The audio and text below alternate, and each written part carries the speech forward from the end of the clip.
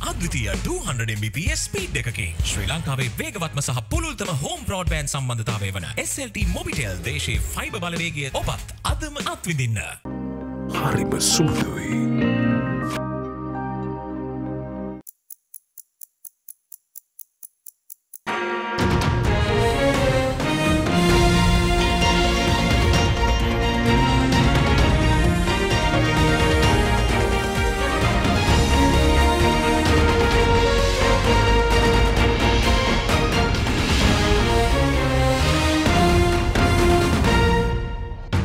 Tonight on First at 9, this Wednesday, the 6th of September 2023. Channel 4 explodes. Pillion accuses key whistleblower Azad Maulana of making false statements to strengthen his asylum case. Cardinal chastises. Cardinal Archbishop Malcolm Cardinal Ranjit rejects the government's proposal to appoint a Parliament Select Committee to probe the Channel 4 Easter attack documentary content, calling it a waste of time. Right human rights. The UN High Commissioner for Human Rights urges the government and Sri Lankan political parties to deliver on the urgent need for renewal, deeper institutional reforms and a tangible progress on accountability, reconciliation and human rights. Kehelia fights NCM. Parliament heats up with a no-confidence motion debate against Health Minister Kehelia Rambukwella. ඔබේ විශ්වාසය දිනු සෙන්සුරයින් දැන් ළඟමැති ෆාමසියෙන් ලබාගත හැක. Rhino Cement Roofing Sheets. හොඳම මෙලට කල් පවතින වහරයක්. From AdaDerana, this is AdaDerana First at 9 with Ndivari Amuata. Live from Studio 24 in Colombo. A very warm welcome. You're joining us on your First at 9 AdaDerana English news telecast, and we take you straight to your top story tonight.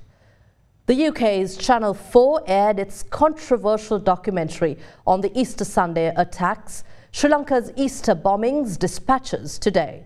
The documentary also featured several allegations levelled against the Rajapaksa family. It included allegations mounted by several entities, including Hanzir Azad Maulana, the former spokesperson of Pillion-led Tamil Makkal Viduthalai Pulikkal, and Chief Inspector of the CID Nishantha Silva Kandappa, who fled the island. The controversial Sri Lanka's Easter bombings dispatches documentary was aired by the UK's Channel 4 at 3:30 AM this morning. While featuring content related to the Easter Sunday attacks, it also featured varying allegations levelled against the Rajapaksa family. The documentary featured several sources, including Hanzir Azad Maulana, who was the former spokesperson of Sivanesathurei Chandrakanthan, alias Pillian, of the Tamil Makkal Viduthalai Pulikkal, Chief Inspector of the CID Nishantha Silva Kandappa, who left the island while the court case of Swiss Embassy staffer Gania Bannister Francis was heard, and the journalist involved in the controversial White Flag incident, Frederica Jans.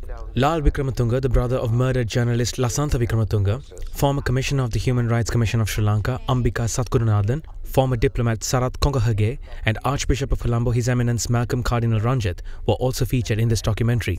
The former spokesperson of Pillian-led Tamil Makkal Viduthalai Pulikkal, Azad Maulana, the key source of the documentary, alleged that a meeting took place between incumbent Director of State Intelligence Service Major General Suresh Saleh and Islamic State-affiliated bombers to hatch a plot to destabilize Sri Lanka.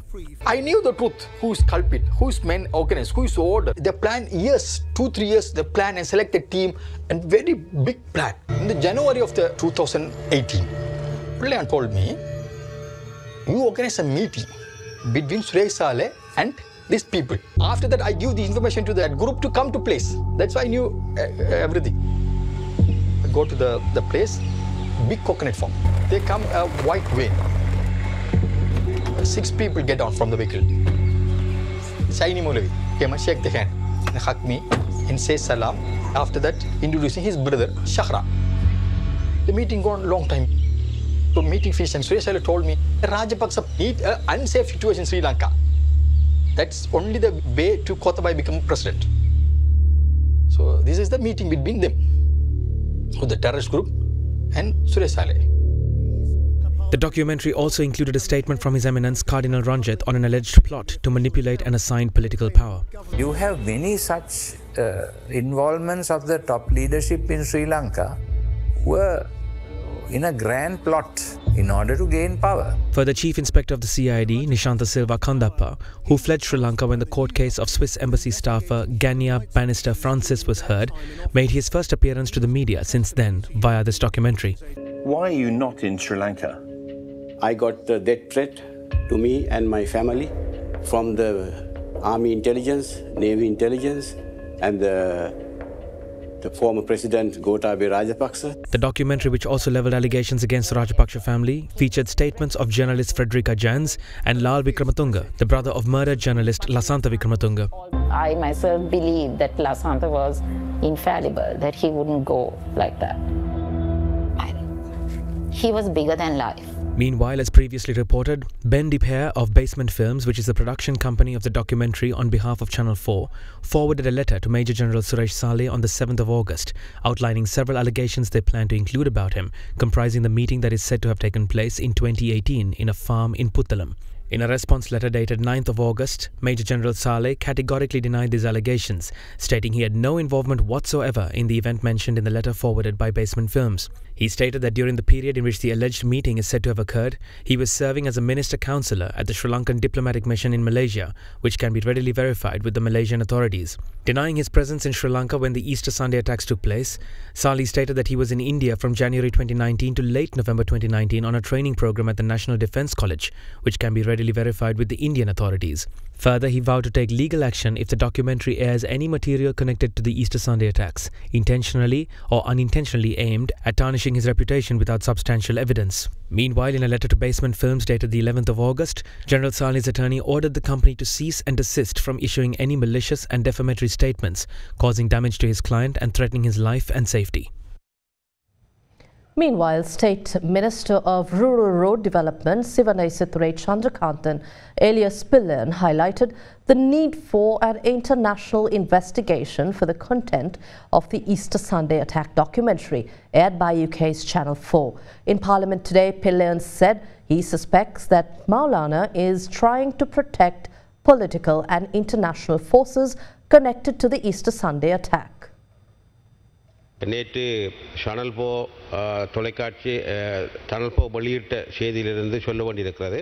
I must speak the truth pertaining to the controversial Channel 4 video. Azad Maulana, who was formerly with me, is now making false statements in order to begin a new life in another country. Responsibility of the Easter Sunday attack was claimed by ISIS. They revealed their motives behind the attack. This was underlined in the official ISIS website. However, Maulana is attempting to change the narrative for his benefit. Political and international forces are connected to the attack, which I suspect Maulana is trying to protect. During the period in question, I was under remand custody. Can a prisoner plan such an attack? Can a suicide bomber be created within that a short period of time? I have knowledge about this because I have that past experience. It is impossible to do such a thing in a short period of time. Concurrent to what the opposition leaders said, an international investigation is essential to probe the content of this video. I request such an investigation on Assad. சர்வதேசத்திடம் சொல்லி அவரையும் விசாரித்து இதிலே அவரை உள்வாங்கிக் கொள்ள வேண்டும் என்பது என்னுடைய கருத்தாக அமைகிறது. Later, State Minister of Rural Road Development Sivanaisathurey Chandrakanthan lodged a complaint at the CID against Azad Maulana.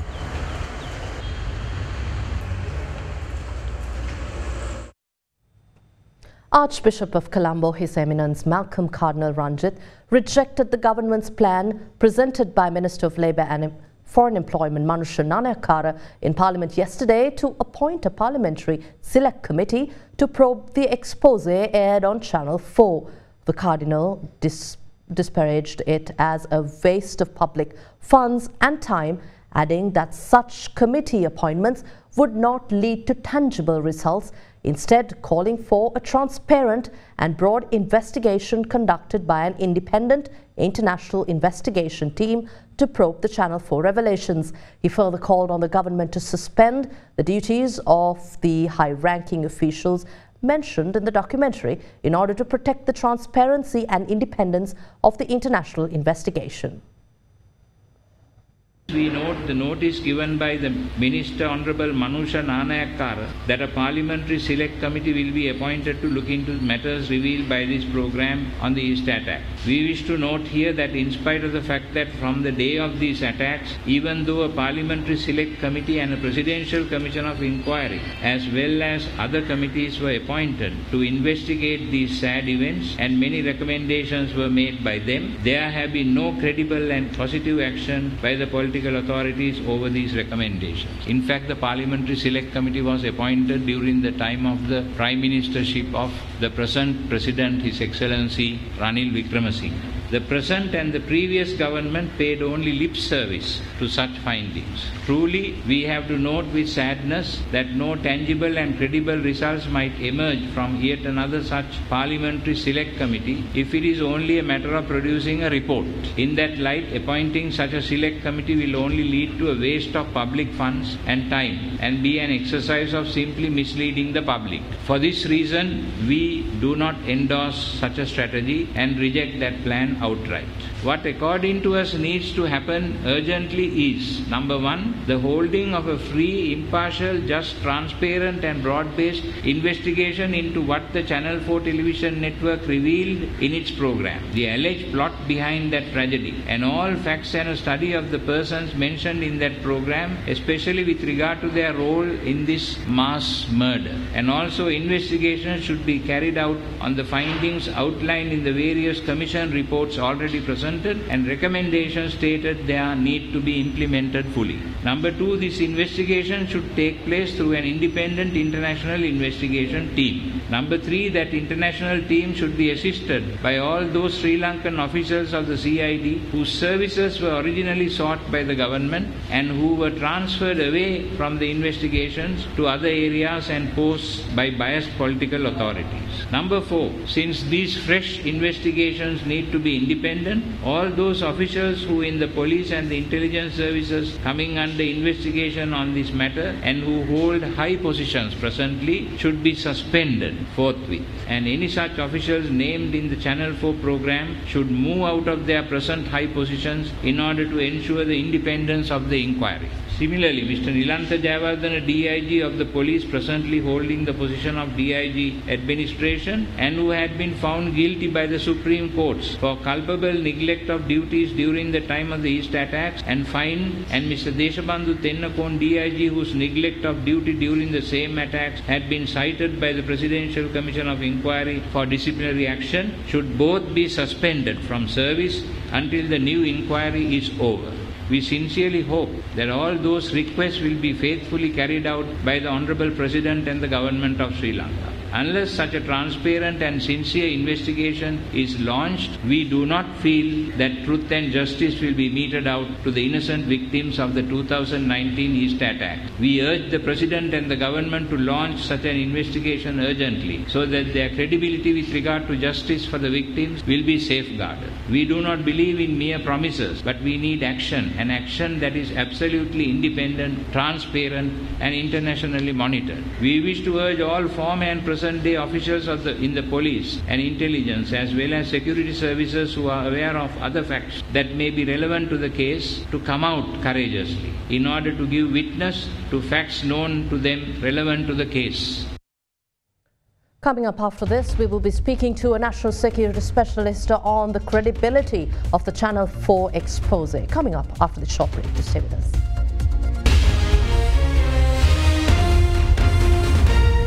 ගොඩමඩ පෙරලි කරන බලපුළුවන් කාරයා මහින්ද්‍රා යුවෝ ටීමෝ වෙතින් වැඩම ගොඩයි ගොඩම තමයි ස්වරාජ් ට්‍රැක්ටර් ටීමෝ වෙතින්.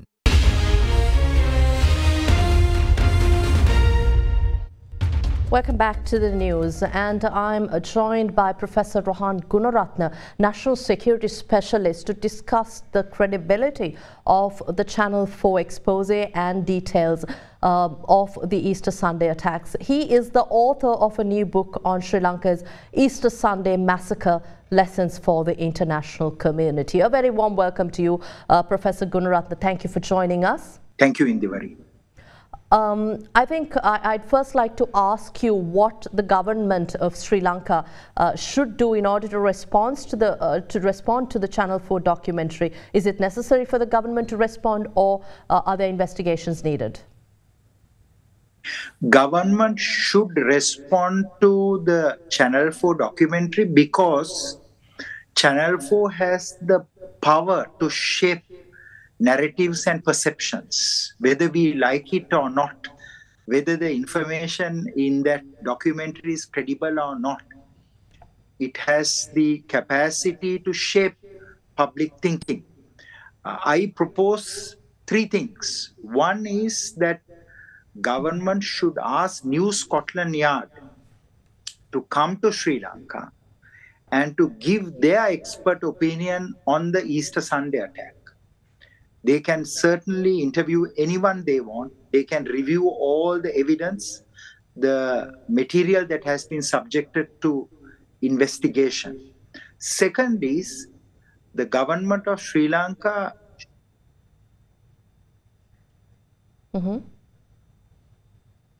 I think you are facing a technical difficulty here. Professor, can you hear us? Documentary. One is Asad Maulana and the other is a police officer. Both are seeking asylum, two asylum seekers.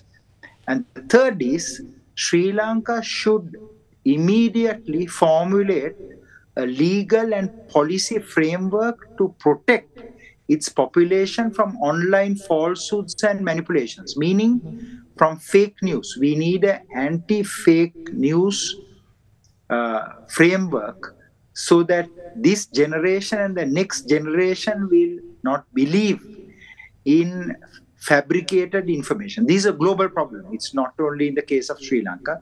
So these are the three responses of the state in response to Channel 4 documentary. How credible is Azad Maulana's allegations leveled on this Channel 4 documentary? Asad Maulana makes two principal allegations. One is that General Suresh Saleh came to Sri Lanka in February of 2018 and met with Zaharan and Zaharan's brother Zaini in Vanathavillu, where Zaharan had his training camp. And I want to share with you categorically that the Malaysian immigration will clearly say that General Saleh was in Malaysia at that time, working in the Sri Lankan High Commission. Asad Maulana also says that General Saleh was involved in a particular suicide bomber called Jamil, who was designated to bomb the Taj Hotel. Right. And General Suresh Saleh, during the East attack, was also in India. During that time, he was following a one-year course at the National Defense College. So Asad Maulana has no credibility when it comes to dates, times, places. That is why I believe New Scotland Yard should also interview him and also investigate him. And one final question, Professor. What measures and regulations should government take in order to protect the people from online falsehoods? You spoke about this, but other manipulations and also the spread of extremist ideologies in our part of the world? Sri Lanka should revise its legal and policy framework when it comes to counterterrorism. We need an effective counterterrorism bill right now. Second is the PTA is good. It has withstood its test of time, but we need rehabilitation included. We need cyber included. Second is we also need Intelligence Act. And third is we need a National Security Act. And finally, if I must reiterate, we need an online safety bill. That is, we can't allow this fake information to affect this generation and the next generation. So I believe that we need these four legal frameworks and the capabilities to protect Sri Lanka from being affected in the immediate, mid and long term. Right. Professor, you mentioned how difficult it is for the country with such an expose being circulated on global international media platforms. But is this really an attack on the country when it comes to the UNHRC sessions around the corner, or is there some credibility in terms of the accusations continuously being leveled against the country in terms of truth and reconciliation and accountability for human rights? Sri Lanka should rise to this challenge and should address them very intelligently. One is we need to double the strength of our foreign service, meaning our diplomats, recruit the best and the brightest to serve in that. Another is we need a very strong information capability. We don't have that one. We need to dominate the information space, meaning we need strategic communications capabilities. We need our military, law enforcement, intelligence, and other agencies to be modernized. We are still thinking in terms of the physical terrain, the physical fight we had in 2009. National security has evolved new challenges. So modernization is very important so that we won't face these kind of issues. Right. Thank you very much, Professor Rohan Gunaratne, national security expert and the author of the new book, Sri Lanka's Easter Sunday Massacre, Lessons for the International Community. Thank you for joining us, and we'll be back with more news on the other side. Professor Rohan Gunaratne, National Security Specialist, was talking to us. Moving on, an official report issued by the UN Human Rights Office on Wednesday said that Sri Lanka is suffering from a continuing accountability deficiency which has to be addressed in order for the country to progress. The report, which addressed the challenges and opportunities to address the effects of the deep economic crisis of 2022 and long-term political and social issues in the country, stated that a lack of accountability at all levels remains the fundamental main human rights problem in the country. Among other recommendations on the report, calls on authorities to accelerate investigations and prosecutions into cases of human rights violations, as well as the 2019 Easter Sunday bombings. The report also details a number of concerns with the proposed new laws, including a new anti-terrorism bill and legislation to regulate broadcasting. The United Nations High Commissioner for Human Rights, Volker Turk, also said that the international community, including international financial institutions, should support Sri Lanka in its economic recovery and in meeting its international obligations, while pressing for genuine progress in governance, transparency and accountability.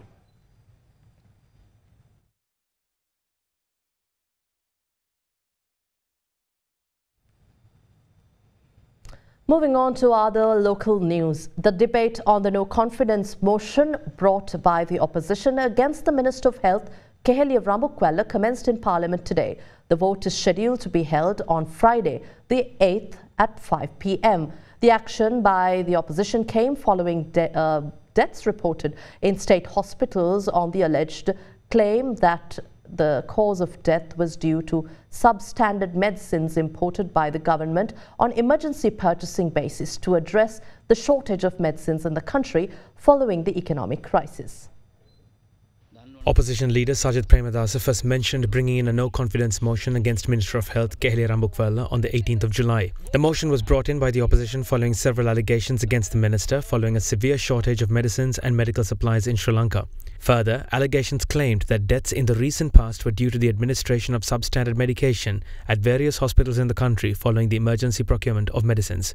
දැන් උදාහරණයකට ගත්තොත් ලීනියා accelerator 10න් 3ක් මේ වෙනකොට භාවිතා කරන්නේ නැහැ. PET scan දෙකෙන් එකක් අපිට භාවිතා කරන්න බැරි තත්ත්වයට පත් වෙලා තියෙනවා. ඒ වගේම CT scan 12ක් මේ වන විට මේ රෝගීන්ට අවශ්‍ය කරන රෝග විනිශ්චය කරන්න නොහැකි වෙලා තියෙනවා. දැන් උදාහරණයකට ගත්තොත් ඖෂධ 320කට ආසන්න ප්‍රමාණයක් හිඟයි කියන එක අද අපිට වාර්තා වෙලා තියෙනවා.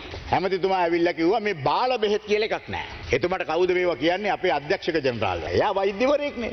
එයාට තේරෙන්න එපා. එයා පොතක් කියවන්න එපා. මේ බලන්න ලෝක සෞඛ්‍ය සංවිධානය. 1 in 10 medical products in developing countries is substandard or falsified. WHO urges governments to take action. දැන් මේක මම එදා පෙන්නුවාම සෙක්ටරල් කොමිටි එකේ තමයි දැනගත්තේ. ඔන්න ඊට පස්සේ සභාපතිතුමා කියනවා බාල ඖෂධ ඇවිල්ලා ඒක අපි පිළිගන්නවා. කුප්පිය පරීක්ෂා කරන්න අපිට බෑ. කොද අපි ඔක්කොම එක්කවුවලා හෙට කෙහෙලි රඹුක් කළා මතුතුමා පරද්දනවා. මේ ප්‍රශ්නේ විසඳනවා. රාජිත සේනාරත්න මන්ත්‍රීතුමා. දෙතුමා බාල වර්ගයේ බෙහෙත් ගෙනලා මන්ත්‍රී ධූරයත් අහෝසි වුණා එතුමාට. SPC එකේ MSD එකේ NMR එකේ මොන ඇමතිවරු මාරුණත් ඉන්න එකම නිලධාරී. දැන් මේ බහල බෙහෙත් ගේන්න කවුද නිර්දේශ කරන්නේ? කෙහෙලි රඹුක් කළා මතුතුමා. ඒක නිර්දේශ කරන්නේ විශේෂඥ වෛද්‍යවරු ටික. දැන් තමුන්නාසලට ඔප්පු කරන්න පුළුවන් නම් කෙහෙලි රඹුක් කළා මතුතුමා මැදිහත් වෙලා බාල ඖෂධ ගෙන්නලා තියෙනවා. පුළුවන් නම් ඔබතුමාලා විශ්වාස භංග ගෙන්න එපා අපිට දෙන්න අපි අස්සම් කළා දාන්න. මහින්දානන්ද මැතිතුමත් කිව්වා විවිධ මාතෘකා කතා කරාට නිශ්චිතව ටෙන්ඩර් ගන්න දුන්නා. හදිසි මිලදී ගැනීම වල කවුද සමාගම් ආදී වශයෙන් වූ කරුණු අනාවරණය වුණේ නැහැ කියලා. මම හොයලා බැලුවා ඇයි මේ නිශ්චිත කාරණේ ගැන මෙතන එච්චර කතා නොවෙන්නේ කියලා. හදිසි මිලදී ගැනීම වලින් වාසි අයුතු වාසි ලබා ගන්න අය ඔය පැත්තේ ඉන්නව අන්න අර කුටියෙත් ඉන්නව ඔක්කොම නෙවෙයි. සමහර අය හදිසි මිලදී ගැනීම වලට බෙහෙත් සපයන ඖෂධ සමාගම් වල නෑදෑයෝ ඉන්නවා මේ පැත්තේ. ඕක තමයි ඇත්ත කතාව. නෑදෑයෝ ඉන්න සමාගමේ නම කියන්න බෑ. සමාගමේ අයිතිකාරයාගේ නැන්ද කවුද කියන්න බෑ. බැන්ද කවුද කියන්න බෑ. හරි අපි දැන් මේකේ ඡන්ද විමසලා කේලිය රඹුක් කළා යවුවයි කියමුකෝ. ඊට පස්සේ එන්නේ කවුද? කේලිය රඹුක් කළා දෙක. ඔබතුමා කෝ ස්පිරිතාලේ ඉස්සරහා තින්නේ මේ මල්ශාලා කියලා. නෑ ස්පිරිතාලේ ඉස්සරහා තියෙන පෞද්ගලික පරීක්ෂණ ආයතන. ඒ පෞද්ගලික පරීක්ෂණ ආයතනයේ යන්ත්‍රයක් තියෙනවා ස්පිරිතාලේ. ස්පිරිතාලේ එක කැඩෙනවා අරකට වැඩ යනවා. මෙතන ඉන්න 225න් හෝ 225 පවුලේ සමාජිකින් රජයේ රෝහලකට යන්නේ නැතුව ඇති. නමුත් මේ රටේ බහුතරයක් ජනතාව රජයේ රෝහල් වලින් තමයි බෙහෙත් ගන්න. අපේ මහජන දිනවල දැන් වැඩිම පිරිසක් එන්නේ අපෙන් බෙහෙත් ඉල්ලලා. මට ඒ ලයිස්තුව හෙට ලබලා දුන්නොත් කොයි ස්පිරිතාලේද කොහොමද කියලා ඔබතුමාට ඊට වැඩිය සාධාරණ උත්තරයක් මට ලබා දෙන්න පුළුවන් වෙයි. ඔබතුමාලා ඔය කරන්නේ මේ රටේ නිදහස් සෞඛ්‍ය විනාශ කරන්නනේ. ඒකට ඉඩ දෙන්න බෑ. ඒ නිසා කරුණාකරලා ඔබතුමා කියන ගණන් හිලව් එක හරියට කියන්න. අපි බේරගමු ගනුදෙනුව. නිකන් බොරුවට මේ රටේ ජනතාවට බීතිකාවක් ඇති කරලා මේ රටේ නිදහස් සෞඛ්‍යයට මේ මරුපහරක් එල්ල කරන්න තියෙන තුච්ච නින්දිත වැඩපිළිවෙල නතර කරන්න කරුණාකරලා.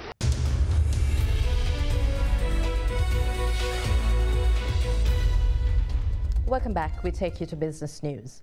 The Colombo Stock Exchange experienced a downward trend during the day as selling pressure emerged on banking and diversified financial sector, resulting in the benchmark index closing at 11,354, down 121 points. The tourism and hotel sector continued to back the index on a positive tone as investor sentiment was high, with August arrivals numbers surpassing 100,000 for a third consecutive month. August recorded the second highest monthly tourist arrivals so far in 2023, with 138,405 visitors against 143,039 in the month before. Retail activity, meanwhile, continued its positive momentum as small and mid-cap shares witnessed active investor participation. Treasury counters experienced a spree of panic selling, followed by the announcement to include a capital gains tax on treasury counters, which is to be included in the budget for 2024,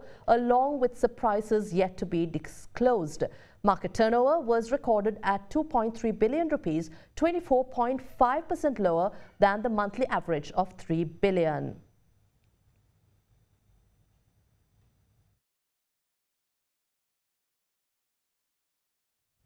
And we have the market expert from Capital Alliance, Udishan Jonas, sharing his thoughts on the fluctuating Sri Lankan inflation index, amongst others, in our news segment.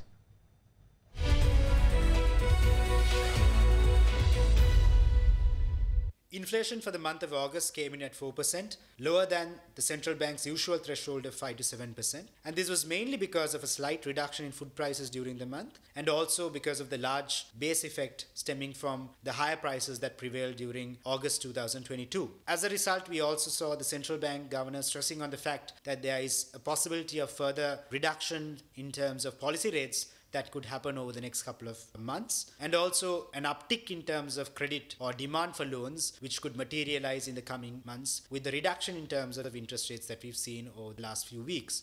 The AWPLR, or the average weighted prime lending rate, which was hovering above 20% for the longest period of time, has reduced below 16% last week. And with the reduction in terms of the lending rates, we expect the appetite for demand or the appetite for credit to pick up in the next couple of weeks. Also, from a currency perspective, the currency was stable with the rupee hovering at about 320 rupees to the dollar. And this was despite the Central Bank of Sri Lanka settling roughly about $100 million to the Central Bank of Bangladesh on the swap that we received last year. Subsequent to the settlement of this $100 million, Sri Lanka will owe only about $50 million to the Central Bank of Bangladesh. And the ability to kind of repay these swap facilities is due to the improvement in balance of payment that we've seen over the last couple of months. Sri Lanka's balance of payments improved to above $2 billion by the end of July, higher than $1.95 billion the previous month. And we expect this trend to continue with the postponement of debt payments and the slowdown that we've seen on the import bill. Tourism has also been helping the cause, with August tourism numbers being reported at 136,000 versus the first 6 months average of about 113,000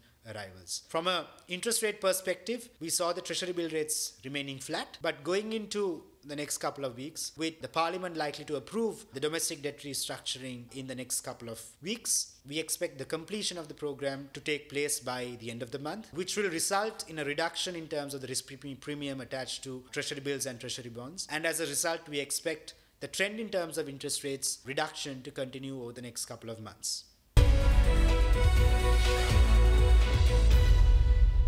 And that's it from us tonight. I'm Indivariyamuwatta. Good night.